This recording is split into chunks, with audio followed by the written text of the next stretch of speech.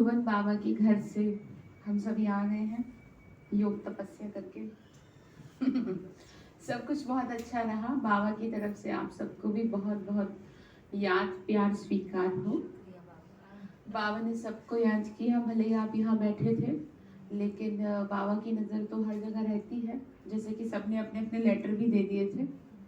योग तपस्या हम करने गए थे, सफ़र भी बहुत अच्छा रहा और सूरज भाई जी से भी मिले थे और सब कुछ अच्छा रहा। बस मिले थे उनसे तो खाली ऐसे ही, मैंने कहा 2 मिनट इनकी दृष्टि में इन लोगों को मिल जाए तो उनका कल्याण हो, क्योंकि वही फरिश्ता आत्मा ऐसी है कि जिसकी दृष्टि से भी सेवा होती है, जिसके मिलने मात्र से ही आत्मा खुश हो जाती है। तो आप सोचो कितनी तपस्या करती है वो आत्मा, समझ रहे हो? हाँ, तो सभी मिले, सब कुछ बहुत अच्छा रहा। बाबा के घर से सभी के लिए टोली भी आई है, तो सभी को वो भी दी जाएगी और आगे भी ऐसे ही योग तपस्या के प्रोग्राम बनाते रहेंगे।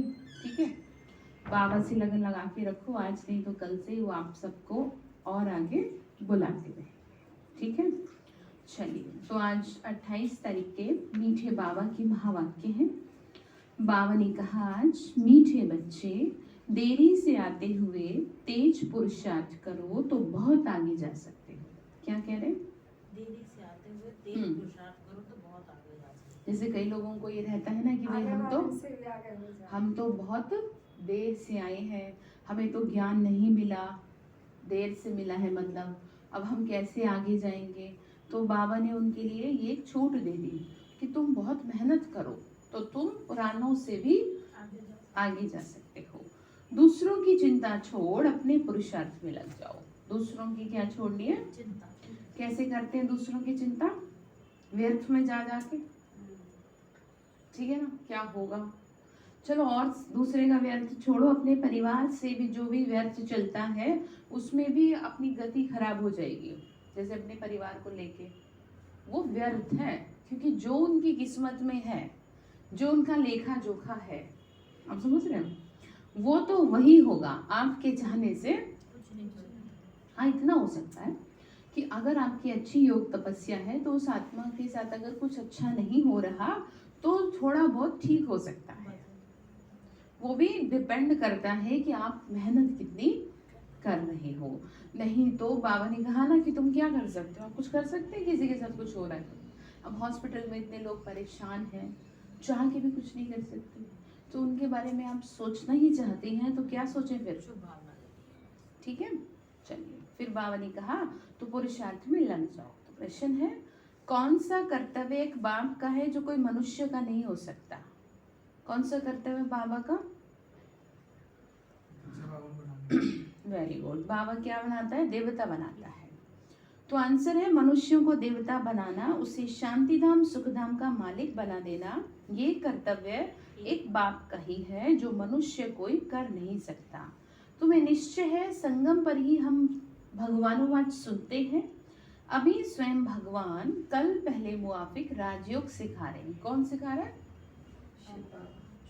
स्वयं भगवान कल्प पहले भी सिखाए थे और अभी भी सिखा रहे हैं। ओम शांति।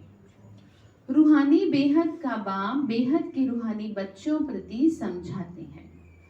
ये एक एक अक्षर व ज्ञान रतन लाखों रुपयों का है, इसकी पैसे से आप तुलना नहीं कर सकते। किसी का जीवन आपने बचा दिया तो पैसे से क्या तुलना करेंगे। कईयों का देखो, बहुतों के पास बहुत पैसा रहा और अभी भी है, लेकिन आप जानते हैं ना क्या होता है कि पैसा जो है वो धरा का और कुछ भी नहीं हो पाता। अभी कोविड में हुआ ना ये कि लोग अपना पैसे ले लेके, इतने लाख ले लो, इतने ले लो, बस इसे बचा दो। देख रहे हैं? तो अब आप समझ रहे हैं। लेकिन अगर ये ज्ञान होगा बुद्धि में तो जीवन बच जाएगा। समझ होगी तो जीवन बच जाएगा। पैसा नहीं होगा तो कोई बड़ी बात नहीं है, भगवान ने 2 रोटी की तो जिम्मेदारी ले रखी है उसके।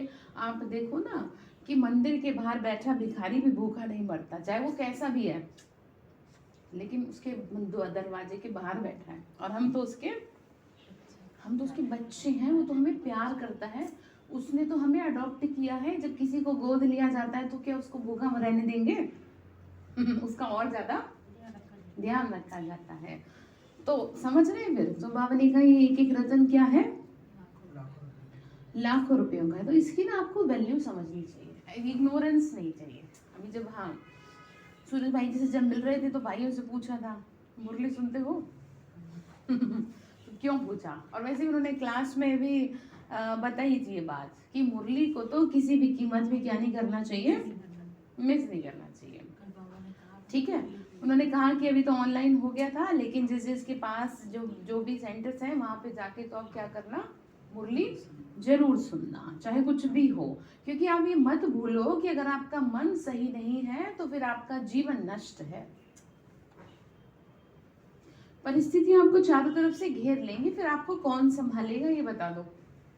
जब आपका मन दुखी हो जाएगा, आपकी स्थिति खराब हो जाएगी, तो क्या आपके माँ बाप आपको संभाल लेंगे, क्या आपके रिश्तेदार आपको संभाल लेंगे?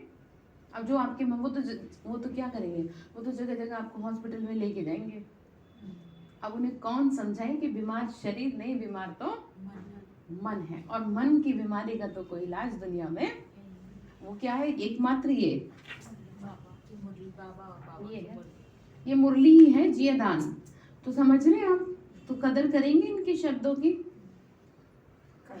वेरी गुड, बहुत अच्छा। तो बाबा ने क्या कहा, बच्चे देखो वह लाखों रुपयों का है। बाबा ने समझाया परमात्मा को रूप बसंत भी कहते हैं, उसका रूप भी है, नाम शिव बाबा है, वो ज्ञान का सागर है, जिस ज्ञान से क्या होती है, सद्गति होती है। ज्ञान धन भी है, ज्ञान पढ़ाई भी है, यह ज्ञान देते हैं स्पिरिचुअल फादर। आत्मा को कहा जाता है स्पिरिचुअल रूप। भक्ति मार्ग में आत्माएं कितना भटकती हैं, क्यों भटकती हैं, बाबा से देख रहे हैं ना। ये सारे जो 30 त्योहार करते हैं लोग, इन पे तो पूजा पाठ करते हैं, इन सबका उद्देश्य यही है कि किसी तरह भगवान, क्या पता ये पूजा करने से मिल जाए, तो ये सारा पर्पस यही होता है।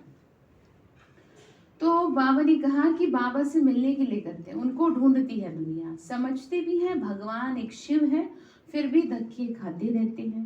बाप आकर समझाते हैं कि रूहानी बच्चों तुम तो अविनाशी हो। अविनाशी समझ रहे हैं ना, हमारा का विनाश हो नहीं सकता। दुनिया लाख बुरा चाहे, कोई कितना ही आपका शुभ चिंतक ना हो, लेकिन जब आपके ऊपर हाथ उसका है ना, तो वो आपको मौत के मुंह से भी निकाल आएगा। वो तो है, लेकिन आपको इस बात का पूरा क्या होना चाहिए, निश्चय होना चाहिए कि मेरा कौन है, सारी दुनिया का जो मालिक है ना, वो मेरे फेवर में है। जो श्री कृष्ण है ना, महाभारत युद्ध को याद कर लिया करो ना, बड़ा अच्छा लगेगा कि 5 पांडव और श्री कृष्ण एक तरफ, और वो कौरव और वो सारे एक तरफ, और मेरी फेवर में कौन खड़ा है, बस। तो फिर जीत तो डेफिनेटली आपकी होगी। तो तुम तो अविनाशी हो, परम धाम में रहने वाले हो, जहां से फिर आते हो यहाँ पाठ बजाने, तुम दूर देश के रहने वाले हो। ये ड्रामा है, इसका नाम हार जीत का खेल है, सुख दुख का खेल है। बाबा समझाते हैं कि हम और तुम सब शांति धाम के रहने वाले हैं, उसको निर्वाण धाम भी कहते हैं। पहले तो ये निश्चय करना है ना कि हम यहाँ के रहने वाले हैं। हम आत्मा का स्वधर्म है शांत। आत्मा बिंदी में सारा विनाशी पाठ भरा हुआ है। किसमें, मतलब इसमें ऐसा पाठ भरा है कि जिसका कभी नाश होता नहीं। तो बाप तुमको भी पढ़ाते हैं, तुम दुनिया वाले मनुष्यों की चिंता करते हो। बाबा ने कहा मैं तुम्हारी चिंता करूं और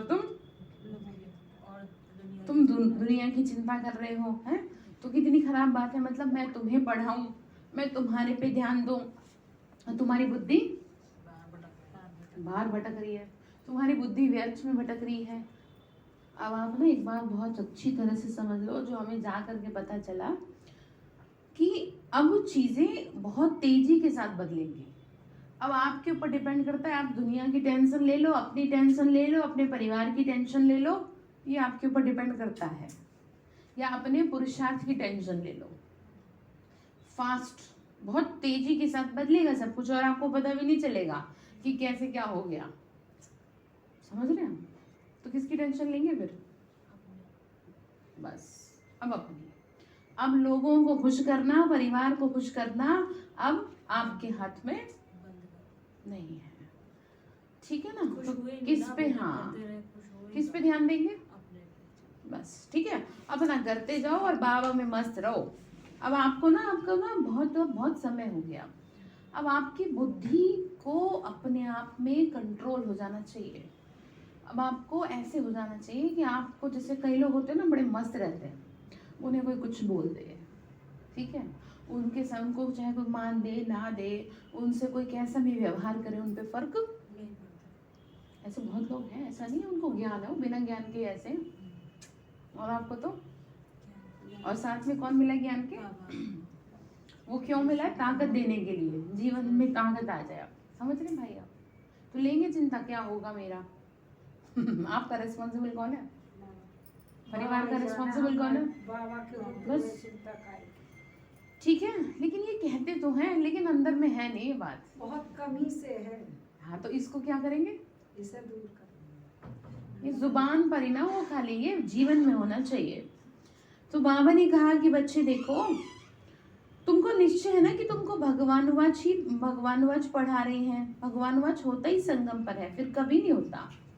कोई भी मनुष्य को देवता नहीं बना सकते, मतलब कोई भी दुनिया में ऐसा नहीं है कि कोई ऐसी हॉस्पिटल है दुनिया में कि जो मनुष्य को देवता बना के निकाले, या कोई ऐसा कॉलेज हो। उनके मोरल वैल्यूज पे तो काम करने आते कॉलेज वाले, तो देवता तो क्या बनाएंगे, उल्टा बच्चों को एडमिशन दिलाए इसलिए जाता है कि इनका जीवन सही रहे। नहीं तो कई लोग ऐसे भी जो घर में पढ़ा सकते हैं, लेकिन होता तो कुछ भी नहीं है, उल्टा हो जाता है। तो आपको ये बात समझनी है, ये कौन सा कॉलेज है, मनुष्य से देवता बनाने का। तो तुमको निश्चय है ना कि भगवानुवाच होता ही संगम पर है, फिर कभी होता नहीं। कोई भी मनुष्य को देवता नहीं बना सकते, शांतिधाम सुखधाम का मालिक नहीं बना सकते। कल पहले भी बाबा ने बनाया था, अब तो प्रेसिडेंट बना है, समझ रहे हम। तो 5000 वर्ष के बाद भी वही बनेगा। सारी दुनिया की जो सीनरियां हैं 5000 वर्ष के बाद रिपीट होंगी। बुढ़ियाएं इतना सब धारण नहीं कर सकती, तो उनको कहा जाता है कि सिर्फ 3 बातें याद करो। कौन सी, हम आत्मा शांति धाम की रहने वाली है, फिर सुखधाम में आते हैं, फिर आधा कल्प के बाद जब रावण राज्य शुरू होता है तो विकारी बन जाती है। 3 बातें मतलब 3 बिंदी, पता है उनको 3 बिंदी कौन सी बताओ, बस ये 3 बातें क्या करनी है, ध्यान रखनी है, ठीक है। इन 3 बिंदियों को ध्यान रखना है, और कुछ समझ में आए कि ना आए। फिर सुखधाम में आते हैं, फिर आधा कल्प के बाद जब रावण राज्य शुरू होता है तो विकारी बन जाते हैं। इसको कहा जाता है दुखधाम। जब दुखधाम पूरा होता है तो बाबा कहते हैं बच्चे मुझे याद करो, मुझे आना पड़ता है तुमको शांति धाम सुखधाम में ले जाने के लिए। अब जो आंखें बाप के बने हैं ना, वही वर्षा पाएंगे। यह सूर्यवंशी चंद्रवंशी राजधानी स्थापन हो रही है। करोड़ों मनुष्य जाकर कुछ न कुछ बाप से सुनेंगे, समझेंगे। कहा था सूरज भाई ने कि करोड़ों आएंगे यहाँ, तो वही बात है। मधुबन में पहुंचेंगे करोड़ों की संख्या में। तो बाबा ने कहा वृद्धि होती जाएगी, सब तरफ तुमको जाके समझाना होगा। बाबा ने कहा कि जैसे जैसे बच्चे बढ़ेंगे तुमको भी तो काम पूरा करना है, किसी भी तरह से पूरी दुनिया को कवर करना है। आप समझ रहे हैं, पूरी दुनिया को कवर करना है बाबा को, इसलिए कि जिससे कि सबको किसी न किसी तरह से मैसेज मिल जाए। ये मैसेज मिल जाए कि आपका और हम सभी का पिता इस धरती पर आ चुका है। फिर बाकी की जो आगे की बात है वो आप छोड़ दो।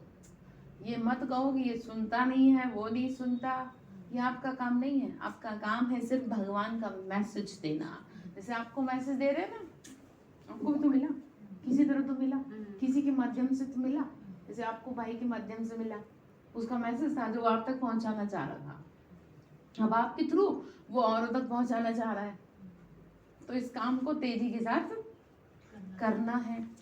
बाबा ने कहा तेजी से होगा भी। फिर बाबा ने कहा मुझे आना पड़ता है तुमको शांतिधाम सुखधाम में ले जाने के लिए। अब जो बाप के आके बने हैं वही वर्षा पाएंगे। ये सूर्यवंशी चंद्रवंशी राजधानी स्थापन हो रही है। करोड़ों मनुष्य आकर कुछ ना कुछ बाप से सुनेंगे, समझेंगे, वृद्धि होती जाएगी। सब तरफ तुमको जाके समझाना पड़ेगा। अखबार द्वारा भी बहुत सुनेंगे, जैसे भी 2 अखबार में डेली आता है, अमर उजाला और एक जागरण, है ना, इसमें डेली के आर्टिकल आते हैं ब्रह्मा कुमारी के। पाकिस्तान में भी अखबार द्वारा सुनेंगे, वहां बैठे भी यह ज्ञान सुनेंगे। अब कैसे तो सुनेंगे, कोई तो तरीका निकालेगा ना, वो भी जैसे अभी ऑनलाइन निकाला। तो अब आप सोचो, अब ऑनलाइन भी क्यों निकाला, कि उन तक पहुंच तो सकते नहीं, तो फोन के माध्यम से पहुंचो, ठीक है। तो बाबा ने कहा आप किसी तरह अखबार से पहुंचेगा, किसी तरह किसी के साथ, किसी के पास कैसे पहुंचेगा। तो गीता का प्रचार सारी दुनिया में बहुत है। तो बाबा कहते हैं बच्चे मामी कम याद करो और वर्षे को याद करो। यह लिखत अखबार में पढ़ेंगे फिर भी बहुत ब्राह्मण बनेंगे। बाबा ने कहा कईयों का कल्याण अखबार के माध्यम से होगा, किसी तरह मेरा संदेश उन तक पहुंचेगा। जिन्हों को वर्षा लेना होगा वो जरूर आके लेंगे, अभी टाइम थोड़ा पड़ा है, वृद्धि होती जाएगी। देरी से आएंगे तो फिर तीखा पुरुषार्थ करना पड़ेगा। कल्प पहले जितने स्वर्गवासी बने थे उतने अब बनेंगे जरूर, इसमें जरा भी फर्क नहीं पड़ सकता। शांतिधाम वाले शांतिधाम में जाएंगे, फिर अपने अपने समय पर क्या जाएंगे, पाठ बजाने आ जाएंगे। तो बाबा कहते हैं बच्चे मुझे याद करो तुम घर पहुंच जाएंगे। सन्यासी मुक्ति के लिए माथा मारते हैं कि किसी तरह हमको क्या मिल जाए, मुक्ति मिल जाए, तो वो तो पॉसिबल है नहीं। तो इसीलिए सबको कहते हैं मुक्ति ही ठीक है, सुख तो कागविष्टा के समान है। तो बाबा ने ये भी फिलॉसफी समझाई है ना। शास्त्रों में लिख दिया कि सतयुग में भी दुख की बातें थी, जबकि ऐसा तो कुछ एक ही तो वो दुनिया है जो सुखों की दुनिया है, जो किसी तरह से दुख नहीं होता आत्मा को। त्रेता में भी दुख नहीं होता, द्वापर में भी दुख नहीं होता, लेकिन पतित बना हो जाता है। ऐसा दुख नहीं होता जैसा अब है। आज से 50 साल पहले भी दुनिया का इतना बुरा हाल नहीं था जितना अब हो गया। आप समझ रहे हैं, बहुत सुखी थे लोग, अब ज्यादा खराब हो गई चीजें। तो इसलिए उनको लगता है कि सब बेकार है, तो ऐसा नहीं है। समझते कुछ भी नहीं है, कहते हैं परमात्मा को आना है, पतित पावन परमात्मा आओ और आके हमको रास्ता बताओ। दूसरी तरफ कहते हैं गंगा पतित पावनी है, गंगा स्नान यज्ञ तप करना ये सब भगवान से मिलने के लिए रास्ते हैं। जबकि साफ गीता में स्पष्ट है कि इन सब से मैं तो परे हूँ, मैं नहीं मिलता इन सब से, मैं तो साफ सुथरे दिल से मिलता हूँ। अब आप देखो दुनिया में मंदिर में कितने लोग जाते हैं, कितनों के दिल साफ है, मुश्किल से 1% होंगे। उसमें भी ये नहीं कह सकते कि उनका कितने % दिल साफ है, उनमें भी स्वार्थ भरा होगा। लेकिन यहाँ पर जो बाबा के बच्चे चाहे 4 ही हैं, लेकिन किसी में स्वार्थ नहीं है। तो महान ये हुए या वो हुए बताओ, महान आप हुए ना। हम इतनी जनसंख्या में जाते हैं मधुबन, अब आप सोचो कहीं 10 लोग भी आपको ऐसे ना मिले कि जिनका जीवन साफ सुथरा हो, और वहां जो जाते हैं उन सबका जीवन ऑलमोस्ट 80% तो साफ सुथरा होता है। 80% तो होता ही है, 20% ये कह लो कि बस किसी को गुस्सा ज्यादा आता होगा, कोई चिल्ला पड़ता होगा, किसी में छोटी मोटी कमी तो होगी, लेकिन इतने भयंकर नहीं है जितने दुनिया वाले। समझ रहे, सूरज भाई जी ने क्लास में बताया था दृढ़ता के ऊपर, वो बता रहे थे, कह रहे थे कि एक भाई आया उनके पास, उसको 16 व्यसन थे, आदती था वो 16 व्यसनों का। व्यसन समझ रहे हैं, हाँ, बुरी आदतें, जैसे कि शराब भी पीना, गाली गलोच भी करना, मतलब जितनी बुरी आदतें वो 16 में लग बना लो आप। सारी 16 की 16 थी हाँ, 16 कला, जैसे 16 गुणों से संपन्न। लेकिन उन्होंने कहा कि आप दृढ़ता ले आओ, जैसे शराब की बात थी, बोला दृढ़ता ले आओ कि मैं ना आज से पीऊंगा नहीं, लेकिन एकदम मत छोड़ना, थोड़ा थोड़ा हफ्ते में करके करना। तो फिर उसकी पत्नी ने कहा ठीक है हम भी आपको सहयोग करेंगे इस चीज के लिए। तो उसने कहा कि नहीं, वो एकदम तलब जो होगी शराब की वो तो एकदम हाल खराब कर देगी शरीर का। कोई पानी की तरह शराब को पीता हो और एकदम छोड़ दे तो वो तो वैसे ही मर जाएगा। लेकिन दृढ़ता, उसने दृढ़ संकल्प ले लिया कि कुछ हो जाए, मैंने बाबा के आगे दृढ़ संकल्प लिया है, चाहे मेरा कुछ भी हो मैं ऐसे हाथ नहीं लगाऊंगा।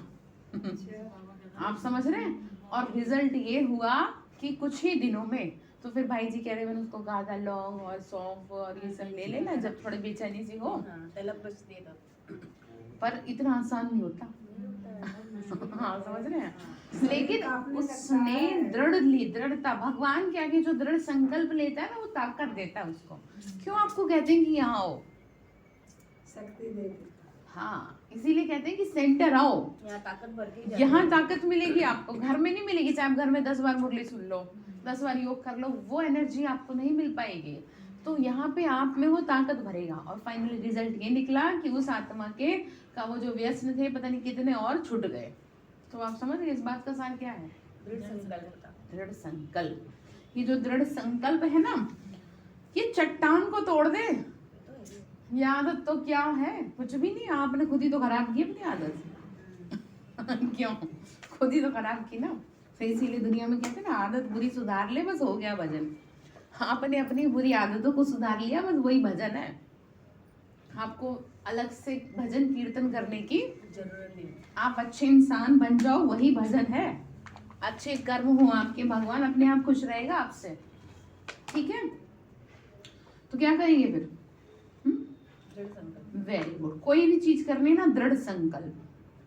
तो बाबा ने कहा कि बच्चे फिर इस तरह से होगा पुरुषार्थ, अगर आप चाहेंगे तो कर पाएंगे, देरी से आएंगे तो फिर तीखा पुरुषार्थ करना पड़ेगा। बाबा ने कहा जैसे कल पहले मुआफिक हुआ फिर उसी हिसाब से होगा। बाबा ने कहा सन्यासी तो समझते नहीं इन चीजों को, कहते हैं ऐसा तो है नहीं। तो बाबा ने कहा कि नहीं, मेरे को कैसे आप प्राप्त कर सकते हो? ठीक है ना, बताए ना कैसे प्राप्त करेंगे। गंगा स्नान से तो होगा नहीं, तो मनुष्य को तो जो आता है सो बोलते रहते हैं। कितनी मेहनत करते हैं परमात्मा से मिलने की। अब भगवान से मिलने भगत जाएंगे तो भगवान को यहाँ आना पड़ेगा। बाबा ने कहा पतित आत्मा तो जा न सके, तो बाबा कहते हैं मैं आता हूँ ले जाने के लिए। सभी आत्माओं का पंडा एक ही है, कौन है? हाँ, तुम भी पवित्र बन उनके पीछे चले जाएंगे। साजन तुमको ज्ञान रत्नों से श्रृंगारते हैं, महाराजा महारानी बनाने के लिए, बाकी कृष्ण के लिए दिखाते हैं फलानी को भगाया पटरानी बनाया, जबकि ऐसा कुछ था। अब आपका जीवन सुंदर बना रहे हैं इसीलिए कि आप बाहर चलने लायक हो जाओ। आप समझ रहे हैं? आपके पीछे क्यों लगे? योग कर लो, तपस्या कर लो, मेहनत कर लो, क्योंकि आप इतने तो तैयार हो जाओ कि आप सामने खड़े हो सको। ऐसा तो अपने आप को ड्रेसअप कर लो, कहीं ऐसा ना हो कि आपको मुंह छिपाना पड़े। भगवान के आगे मुंह छिपाना पड़े, इससे बुरा और क्या है बताओ? कुछ भी नहीं इससे बुरा। और ये समय आएगा, वो बैठेगा, कचहरी बैठेगी उसकी, तो 3 लाइनें लगाएगा, जैसे उसमें लगे रहते हैं ना, दो खड़े रहते हैं, एक इधर और एक इधर, तो वो भी लगाएगा, पूछेगा एक एक चीज कि देखो इसके माध्यम से तुम्हें सुधारा था मैंने, इसके माध्यम से तुम्हें मैसेज दिया था, सब कुछ होता है। ठीक है, तो समझ रहे हैं फिर क्यों कर रहा है वो ऐसे? हाँ जी, देवता बनाने के लिए, सुधारने के लिए। ये बातें लगती नहीं है। बाबा ने कहा तुम बच्चे स्वर्ग की महारानी बनते हो, जान रहे हो तो तुम ही स्वर्गवासी थे। 84 लाख जन्म को याद ना कर सके, सत्युग को लाखों वर्ष दे दिए, त्रेता को कम दिए, ये तो हिसाब ही नहीं बनता। तो बाप कितना सहज कर बताते हैं कि सिर्फ 2 बातें याद करो, अल्फ और बे, तो तुम पवित्र भी बनेंगे, उड़ भी सकेंगे और ऊंच पद भी पाएंगे। तो ये होना रहना चाहिए कि कैसे भी करके बाबा को याद करो। आगे वही बात क्या कह रहे हैं? कैसे भी करके अमृत वेला और मुरली तो आपका भोजन है। एक टाइम खाना ना खाओ, कैसे हाथ पैर से नहीं उठते, और आत्मा आपकी कैसे चलेगी अगर आप उसे भोजन नहीं दोगे। फिर बाबा ने कहा कि बच्चे माया के तूफान भी आएंगे परंतु हार नहीं खाना। अब ये मत कहना कि ये समस्या क्यों आ रही है। अच्छे राह पे दुनिया कदम रखती है ना, उसी के लिए समस्या है, क्योंकि कलयुग है ना, ये बाहर हवा विकारों की चल रही है, तेज गति से विकार इस समय है, सबके ऊपर मंडरा रहे हैं। ठीक है, तो बाबा ने कहा भल कोई क्रोध भी करे परंतु तुम नहीं बोलो। ठीक है, देखो कौन है, क्या कह रहे हैं? परंतु कोई क्रोध भी करे लेकिन तुम नहीं बोलो। सन्यासी भी कहते हैं मुख में ताबीज डाल दो। क्या कहा? क्या कह रहे? हाँ ठीक है, क्योंकि आपको समझ मिली है। तो बाबा ने कहा बच्चे तो तुमको चुप रहना है, और देखो चुप हो, आप अपने परिवार की सुख शांति के लिए तो रह रहे हो, इसमें कोई आपका बुरा नहीं है, इसमें कोई आपकी इंसल्ट नहीं हो रही। आप जिस घर में रह रहे हैं आपको पता है इस आत्मा को गुस्सा बहुत जल्दी आता है, तो आप चुप लगा जाओ। ऐसे तो नहीं तो हर दूसरे मिनट बर्तन बजेंगे। बर्तन बजना समझ रहे हैं? बराबर होने से तो बर्तन नहीं बजेंगे। इसलिए बाबा ने, इसीलिए तो आप में ताकत बहुत भरी है। कई भाई भी बहुत सहन करते हैं, ऐसा नहीं है बहनें करती हैं, कई भाई भी बहुत सहन करते हैं बहनों को, मतलब अपनी युगल को। उनके संस्कार ऐसे भयंकर होते हैं कि जैसे समझो पति के संस्कार जो है वो तो बहुत शांत है, और जो पत्नी है वो उग्र है एकदम। हाँ, बात बात में कभी पड़ोसी से लड़ ले, कभी रिश्तेदारी में लड़ ले, तो वो बेचारा क्या करता रहे, चुप्पी दा के बैठा रहता है। चुप कराता रहे कि मैं इसकी तरफ से सॉरी बोलता हूँ। हाँ, तो ये भी तो बात है ना, देखो ऐसा नहीं है। हाँ, ये कह सकते हो कि ये वाली जो वो है थोड़ी कम है, लेकिन है। ठीक है, तो क्या समझ रहे हैं फिर? चुप्पीदार। हाँ, बाबा ने कहा, बाबा कहते हैं कोई क्रोध से बोले तो तुम शांत होकर देखते रहो। कोई भी हालत में तुम्हें शिव बाबा को याद करना है, किसी भी हालत में, हारी हो, बीमारी हो, चाहे कुछ हो, बाबा की याद से तुमको सब कुछ मिलेगा। तुम्हारे अतीन्द्रिय सुख का गायन है कि हम 21 जन्म के लिए स्वर्ग के परिजादे बनेंगे, वहां दुख का नाम भी नहीं होगा। कहाँ पर?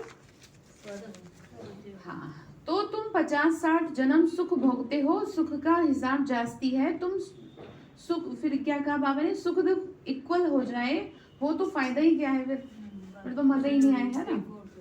हाँ, 3/4। तो तुम्हारे पास धन भी बहुत होता है। कुछ समय पहले तुम यहाँ भी कुछ समय पहले तो यहाँ पर भी क्या कह रहे, सस्ता अनाज मिलता था। राजाओं की बड़ी राजाई थी। बाबा ने 10 आने मन बाजारी बेची है, मतलब उस टाइम पे तो उनसे भी आगे कितनी सस्ताई होगी। मनुष्य बहुत थोड़े होंगे, अन्न की परवाह नहीं होगी। आप समझ रहे हैं? जैसे अभी क्या है, लोग पानी को बर्बाद कर रहे हैं क्योंकि उसकी कोई कीमत नहीं है ना? तो इसी तरीके से बाबा ने कहा अन्न की थी, और इसी तरीके से स्वर्ग में घी दूध की होगी, क्योंकि जनसंख्या कम होगी तो हर चीज भरपूर होगी। तो कहते हैं कि जैसे जैसे जनसंख्या बढ़ती जाएगी वैसे वैसे दुख जास्ती बढ़ता जाएगा, वैसे वैसे हर चीज महंगी होती जाएगी, तो आधे लोग तो भूखे मर जाएंगे, ऐसा हाल हो जाएगा। हर कोई तो नहीं लाखों करोड़ों कमा सकता ना। अब आप जैसे देखो दुबई में पानी नहीं मिल रहा इस टाइम, आप समझ रहे, जैसे यहाँ पेट्रोल है वहां पे वैसे पानी है, इतनी दिक्कत है। ऐसे खरीद खरीद के लोग क्या कर रहे हैं, पानी पी रहे हैं, और यहाँ पे लोग कैसे फायदा उठा रहे हैं उस चीज का, वेस्ट कर रहे हैं। तो इसलिए आपको ये भी सीखना है, हर एक चीज की आपको क्या करनी चाहिए, वैल्यू समझनी चाहिए। फिर ये आपकी वैल्यू समझेगी। जब समय किसी के पास नहीं होगा ना ये सब, तब आपके पास होगा। समझ रहे क्या कहा मैंने, कि जब आप पानी की वैल्यू करेंगे तो जब किसी के पास नहीं होगा तो वो आपके पास जरूर होगा। किसी के पास खाना, जैसे कोई खाना बर्बाद कर रहा है, ठीक है, और अगर आप उसकी वैल्यू समझेंगे तो वो आपका पेट जरूर भरेगा, क्योंकि ये ना सूक्ष्म में अपमान है प्रकृति के 5 तत्वों का। समझ रहे हैं? प्रकृति के 5 तत्वों का सूक्ष्म में अपमान है, और जब आप जिसका अपमान करेंगे तो वो आपके पास आएगा, तो कभी आपके पास नहीं आएगा, वो दूर चला जाएगा। तो इसीलिए आपको प्रकृति का भी क्या करना है, जब तक आपसे जितना बने उतना तो बचा लो, जितना आप कर सकते हो उतना तो कर लो किसी भी तरह से। तो बाबा ने कहा अन्न की परवाह नहीं होगी। अब यह तो याद करना चाहिए कि पहले हम जाके नई दुनिया में फिर अपना पाठ बजाएंगे, वहां पे तत्व भी सतो प्रधान होंगे, और सतो प्रधान तत्वों से ही बनेगा शरीर भी, इसीलिए कहते हैं कंचन काया। ठीक है, तो आत्मा और शरीर यहाँ तो दोनों ही पतित हैं, वहां शरीर रोगी नहीं होता। ये समझने की बातें हैं, बच्चों को या अच्छी रीति समझाते हैं, फिर घर जाके क्या होते हैं, बच्चे भूल जाते हैं। यहाँ बादल भरकर कितना खुश होते हैं, बादल भर के समझ रहे हो, ज्ञान लेके जाते हैं, कितना खुश होते हैं, यहाँ से बाहर जाने से भूल जाते। आगे रास विलास बहुत चलता था, फिर वह सब बंद कर दिया। मनुष्य समझते थे जादू है। भक्ति में जब नौधा भक्ति करते हैं तो मुश्किल साक्षात्कार होता है। यहाँ भक्ति की तो कोई बात ही नहीं है, बैठे बैठे साक्षात्कार में चले जाते, इसीलिए जादू समझते थे। जिससे कईयों को बहुत साक्षात्कार होता था, साक्षात्कार समझ रहे हैं, कि जैसे कि कभी स्वर्ग दिखाई दे रहा है, जरा से योग में बैठे कभी कुछ दिखाई दे रहा है ना। जैसे जब मैं बहुत छोटी थी तो मुझे बहुत श्री कृष्ण दिखाई देते थे, बड़े बड़े हीरे दिखाई देते, समझो कि ये जितना बड़ा योजना विहार है इतना बड़ा हीरा दिखाई देता था मेरे को, ऐसे हीरो मतलब। और वो हीरे ना वो क्या होते थे समझ रहे, बड़े बड़े राक्षस लेके आ रहे होते थे। तो आप समझ रहे इसका अर्थ कि वो माया है कि जो मेरे सामने क्या लेकर के आ रही है, मेरे को लोभ दे रहे हैं, ललचा रहे हैं। ठीक है, श्री कृष्ण को देखती थी मैं पेड़ पे चढ़ते हुए, खेलते हुए, बांसुरी बजाते हुए, लेकिन जैसे जैसे उम्र बढ़ती गई वैसे वैसे ये सब विलुप्त हो गया, हट गया। फिर कुछ नहीं, अब सिर्फ बाबा पे बुद्धि रहती है और मुझे कुछ नहीं ऐसा दिखता। लेकिन कभी कभी आकाश में जैसे बाबा का गुणों वाला चित्र है ना, आकाश में खुली आंखों से वो दिख जाता है, कभी खुली आंखों से दुर्गा का चित्र दिखता है, ऐसे जैसे बहुत बड़ी दुर्गा है पूरा, मतलब खुली आंखों से चलते चलते मुझे आकाश में शिव की प्रतिमा भी दिखती है। हाँ, तो ये होता है साक्षात्कार, इससे कुछ मिलता नहीं। लेकिन यह है कि आपको थोड़ी देर को खुशी हो सकती है, खुशी होती है। हाँ, लेकिन जो विजुअलाइज कर देना ऐसा लगा मुझे क्या मिल गया। हाँ, लेकिन जो आपको आत्मा के जो पाप कटेंगे ना, वो तो बाबा पे बुद्धि फोकस करने से कटेंगे, इन सब चीजों से नहीं कटेंगे। ये तो क्षण भंगुर का है। तो इसीलिए बाबा ने कहा लोग जादू समझते थे, तो आजकल दुनिया में कितने भगवान बन गए, नाम रखते हैं सीताराम, राधे कृष्ण आदि, कहाँ वो सब स्वर्ग के मालिक, कहाँ ये नरकवासी। इस समय सब नरकवासी हैं। सीढ़ी में साफ दिखाए, सीढ़ी बच्चों को अपने विचार सागर मंथन से बनाइए। सीढ़ी समझ रहे हैं, चित्र में समझो सीढ़ी के, उसकी बात करें। तो बाबा देख खुश हुआ, सीढ़ी में सब बातें आ जाती हैं। द्वापर से विकारी राजाएं कैसे भक्ति करते करते नीचे आई हैं। अभी तो कोई ताज नहीं है, चित्र पे समझाना सहज है। 84 जन्मों में कैसे उतरती कला होती है। बाबा ने कहा कि जो कोर्स के चित्र हैं उनसे तुम सहज क्या कर सकते हो, औरों को समझा सकते हो। वैसे तो उतना किसी को समझ नहीं आएगा ना, तो गाते भी हैं चढ़ती कला तेरे भाने सबका भला। तो बाबा कहते हैं तुम सबको सुख देते हो, सब पुकारते हैं कि हे बाबा हमारा दुख हरो, सुख दो, परंतु कैसे दुख हरते हैं, सुख कैसे करते हैं ये मालूम किसी को नहीं है। क्या कह रहे हैं? हाँ,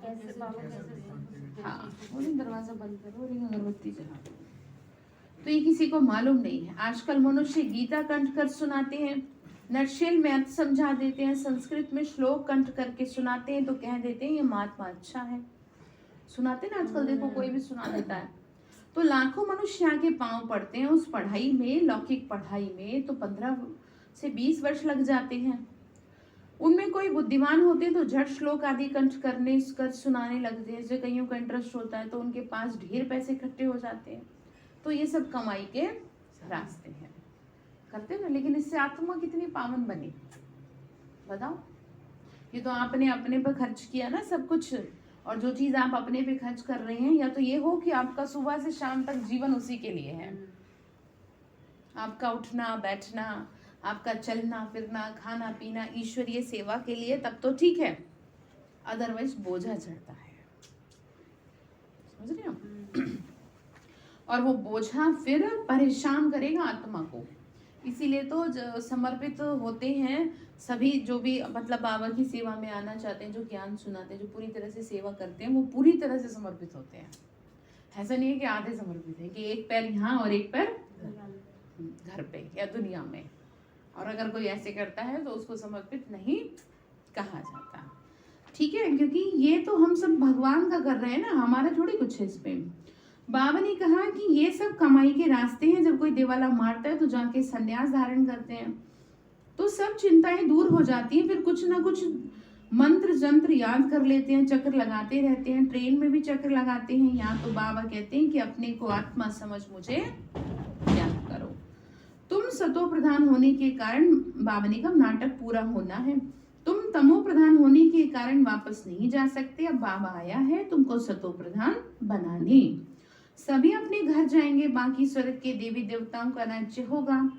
शांतिधाम सुखधाम दुखधाम कब कब था, ये किसी की बुद्धि में नहीं है। क्यों? क्योंकि घोर अंधियारे में है। समझते हैं कलयुग का अंत, अर्जुन कलयुग का अंत तो अर्जुन इतने 1000 वर्षों के बाद होगा। सोचते हैं अभी कितने 1000 वर्ष पड़े हैं? 40,000 वर्ष पड़े हैं, लेकिन शास्त्रों के हिसाब से भी कलयुग अब समाप्ति की ओर है। अगर कोई थोड़ा भी शास्त्रों पे मंथन करे ना, उसको एनालाइज करे, तो क्लियर हो जाएंगी ये बातें, लेकिन लोग समझते हैं नहीं। हाँ, बस कोई हिसाब ही नहीं है, मनुष्य बढ़ते जाते हैं, अन्न मिलता नहीं है। 40,000 वर्ष अभी और हो तो पता नहीं क्या हो जाए। अब सोचना, अगर ये दुनिया 40,000 वर्ष और चल जाए तो क्या हो। अभी इतना बुरा हाल है। कलयुग से कौन सा युग आएगा? उससे भी हाई पावर वाला युग आएगा। हाई पावर मतलब मनुष्य बिल्कुल सड़क पे आ जाएगा। हम सोच बाबा ने एक युग और बना देना है। हम क्या करें, बच्चों को तो बचाना है ना। तो बाबा ने कहा जो बोलते हैं वह बिल्कुल ही झूठ है, सच की रत्ती भी नहीं। तो बाबा सिखाते हैं रावण पर विजय कैसे पानी है। रावण पर तुम जीत पाते हो, सारी दुनिया को रावण से छुड़ा देते हो, तुम्हारी शक्ति सेना है, तुम भारत को स्वर्ग बना रहे हो। कितनी अच्छी अच्छी बातें समझाते हैं। देखो कैसे स्वर्ग बनाने का काम चल रहा है। क्लासें हुई मधुबन में, ऐसी ऐसी बातें मतलब क्लास में हुई कि आपको तो समझा रही हैं कि आप सुधर जाओगे तो आपका फायदा है। अच्छा, एक बात और है इसमें, जो सुना रहा है उसकी भी बहुत एनर्जी काम करती है। हम समझ रहे हैं? आपकी मुंह में ताकत होती है। हाँ, तभी तो वो सामने वाली आत्मा उस काम को करेगी। नहीं तो ऐसे तो बचपन से सुनते हैं अच्छी बातें, लेकिन करे किसने ये बता दो। लेकिन हम कर रहे हैं, क्योंकि जो आत्मा सुना रही है वो खुद में बहुत पावरफुल है वो आत्मा, इसीलिए तो अंदर टच करती है। इसीलिए तो आपके मन में क्यों आया कि मैं खुद को सुधारूं, खुद को सही करूं? पहले क्यों नहीं आया आज तक? क्योंकि बाबा ने आपको शब्दों के साथ साथ ताकत दी, तभी तो आप सही रह पा रहे हो। नहीं तो आपके जीवन में पता नहीं कितने लोग मिले होंगे जिन्होंने आपको मोटिवेट किया होगा, लेकिन हुए मोटिवेट, उल्टा और दुखी हो जाते हैं। तो आप समझ रहे हैं?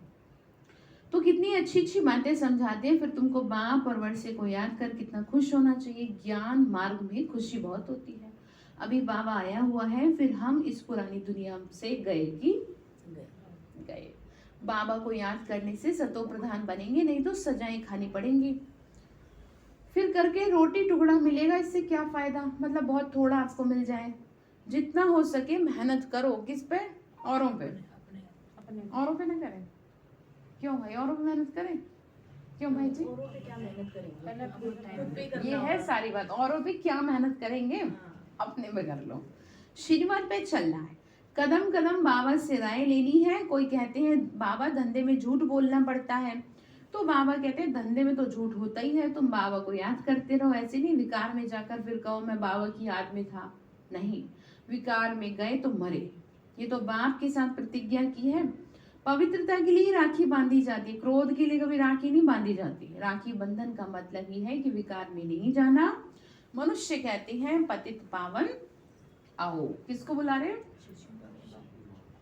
तो फिर कहा तुम बच्चों के अंदर में खुशी बहुत होनी चाहिए। बाबा हमको पढ़ा रहे हैं। क्यों पढ़ा रहे हैं? साथ ले जाएंगे ना, वहां से स्वर्ग में ले जाएंगे। जितना हो सके याद करते रहो। बस याद करना गोया कमाई करना। इसमें आशीर्वाद क्या करेंगे? आप याद करो और लेते जाओ। ऐसे थोड़ी कहना है आप आशीर्वाद करो हम याद करें। सब पर आशीर्वाद करें तो सब स्वर्ग में चले जाएं। यहाँ तो मेहनत करनी है ना। यहाँ कोई ऐसी जादू की छड़ी है ना, कोई ऐसी बुढ़िया है जो आपको दे दे और आपका जीवन आपको खुद ही करना है। तो जितना हो सके याद करो। बाबा मना भरसा, जितना याद करेंगे उतना राजाई मिलेगी। याद से बहुत फायदा है, सस्ता सौदा है। ऐसा कोई सौदा दे न सके कोई, ये भी कोई विरला ही लेते हैं। क्या कह रहे हैं बाबा? ये सौदा भी कोई विरला। ठीक है, तो करेंगे सौदा?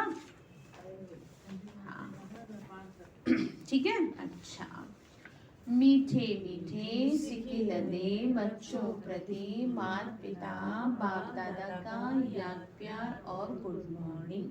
रूहानी बाप की रूहानी बच्चों को नमस्ते।